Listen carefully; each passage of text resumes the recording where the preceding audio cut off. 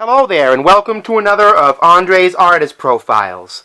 Now, about 8 years ago, actually 9 years ago, about 2 months ago, a man who would have been celebrating his birthday passed away.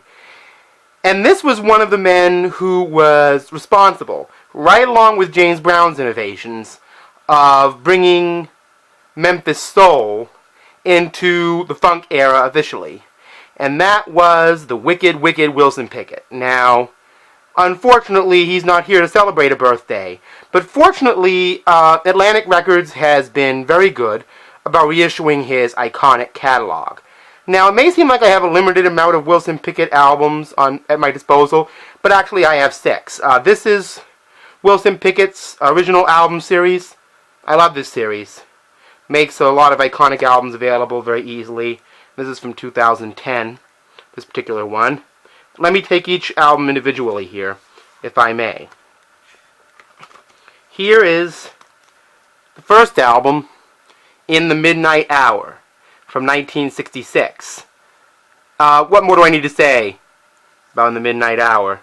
Of course, it's an old gospel thing, you know. Wilson Pickett kept hearing In the Midnight Hour in old gospel songs, and like Ray Charles, decided to swing it with a little funk. And the exciting Wilson Pickett, which also came out in 1966, which again includes In the Midnight Hour, but also The Land of a Thousand Dances, another one of his iconic songs. And also a version of Barefootin' on here. The next album is The Wicked Pickett. This was from 1967. Actually, I should say also from 1966. And this had a big hit with Mustang Sally. He also did a version of Knock on Wood, which later became famous with Eddie Floyd. This album, The Sound of Wilson Pickett, is what came out in 1967. And that, of course, included another iconic song of his, Funky Broadway. This album came out, I'm in Love, in 1968.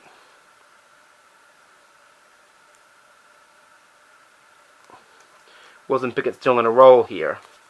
Now, in 1970, just at a time when it seemed like his commercial luster was about to wear off, this album was recorded with Kenny Gamble and Leon Huff in Philadelphia, just as the OJs and the Blue Notes were just beginning to kind of get their feet wet. And this album is where Wilson Pickett officially came into the what Ricky Vincent calls the United Funk era. Ricky Vincent, of course, wrote a famous book about funk, and this album introduces the Wicked Pickett to that era.